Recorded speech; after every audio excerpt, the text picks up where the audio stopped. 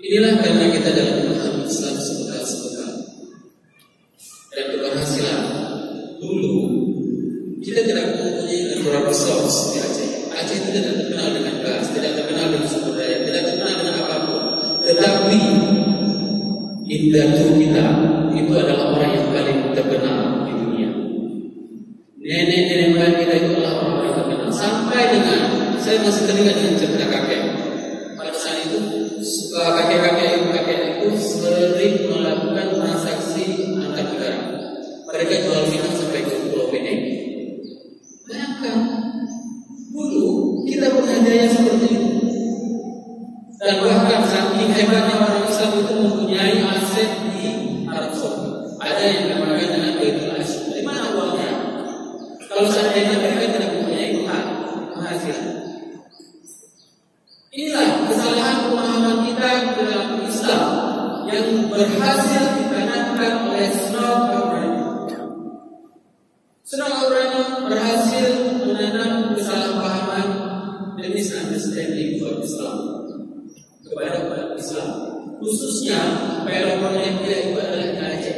Karena Aceh tidak sanggup diserang melalui perang, maka diseranglah melalui darat. Teringat saya saat saya memasukkan ke dalam pesantren itu, besok pesantren, anak pesantren, anak karir, tidak dikatakan. Begitu masuk pesantren, ada sebagian besar mengatakan tidak belajar bahasa Inggris.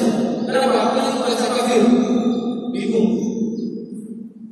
Kenapa? Karena umat Islam sudah dipecah belahkan oleh pemahaman propaganda. Sama juga seperti hari ini. Inilah zaman fitnah. Nah, oleh sebab itu, kalau kita ingin kembali kepada Al-Quran dan hadis dan para pendapat ulama yang telah dicontohkan kepada kita, kita akan sukses. Coba lihat bagaimana hebatnya Utsman bin Affan, bagaimana hebatnya Abdurrahman bin Auf, bagaimana hebatnya Rasulullah. Di saat hari terakhir, Rasulullah itu membeli unta sebanyak 63 ekor. Kasih Rasulullah 60 ekor. Ini menjadi pertanyaan, apakah Rasul itu seorang miskin? Bukan. Tapi saat Rasul mempunyai kekayaan itu semua didistribusikan kepada umatnya. Ini yang membedakan antara orang-orang yang terdahulu dengan orang-orang yang sekarang. Nah, kita hari ini juga harus bisa mempunyai pemahaman bahwasanya umat Islam harus menguasai ekonomi, harus menguasai siapa yang akan memproduksi ketan, siapa yang akan memproduksi sapu, siapa yang akan memproduksi odol, siapa yang memproduksi kukuman saja dulu. Itu harus bisa kita produksi di kota Lusuri. Sehingga mudah pihak pemerintah tidak usah capek-capek melihat produk apa yang akan menjadi keunggulan di kota Lusuri. Kukuman saja yang harus kita beli. Itu untuk tahap. Sehingga apa? Semua dampak perekonomian juga akan lebih terasa bagi masyarakat yang berada di kota Lusuri.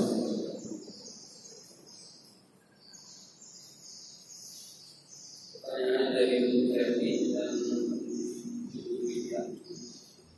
Sama-sama bertanya tentang istighfar. Ada sebuah kisah yang paling menarik dari istighfar.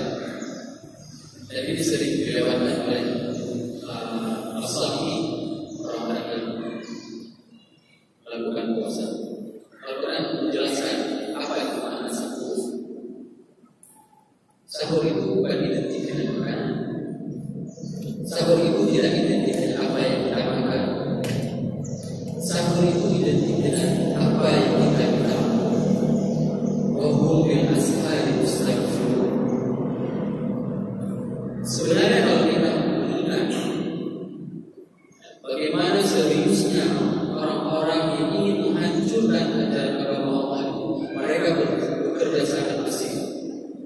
Bayangkan saat kita membuka puasa itu dengan ditayangkan di berbagai macam siaran televisi. Di saat kita sahur juga seperti itu, dikemas dengan berbagai macam. Padahal waktu sahur itu adalah waktu yang paling bagus untuk kita meminta maaf kepada Allah. Menangislah, bersimpulah di muka bumi, sehingga apa yang kita tangisi itu didengar oleh Allah.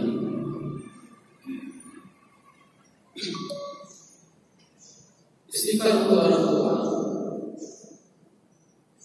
ada berbagai macam cara, dan itu akan sampai.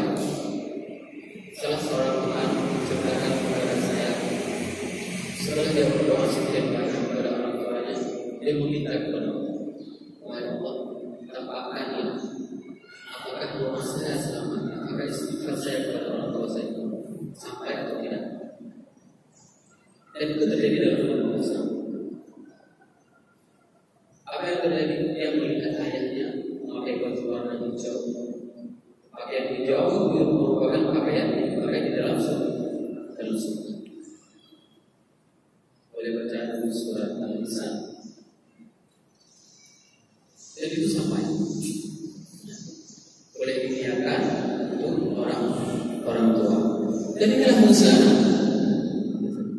Coba kita tanya kepada ayah semuanya, untuk apa mereka mempunyai? Untuk apa kita mempunyai anak, wahai ayah? Apakah kita mengharapkan nanti kelak jika dia besar akan memberikan uang kepada kita? Tidak. Kita harapkan itu hanyalah doa dari anak-anak yang soleh. Di saat kita sudah terpapar masuk ke dalam liang lahat, masih ada anak yang mendoakan kita senantiasa. Dia meneteskan air matanya, mendoakan kepada ayahnya yang telah pergi, mendoakan kepada ibunya, yang merindukan kasih sayang mereka, yang dia tidak bisa balasnya saat mereka masih hidup. Akan tetapi mereka selalu menghantarkan doanya kepada orang yang mereka cintainya. Bukan mencintai orang tua itu dengan menulis status di Facebook, kangen sama mama. Bukan seperti itu cara berdoa. Menangislah, sujudlah di atas muka bumi, bisiklah sehingga bisikan kita itu didengar langsung oleh Allah dan akan terasa bagi orang yang kita cintai.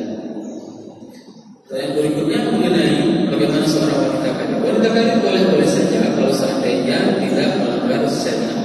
Apabila dia sudah bersuami, maka harus dengan izin suaminya. Jangan seperti pepatah orang Aceh mengatakan bantu. Kalau keras bukan depan, bukan belakang, namanya gedek. Nanti dia jalan.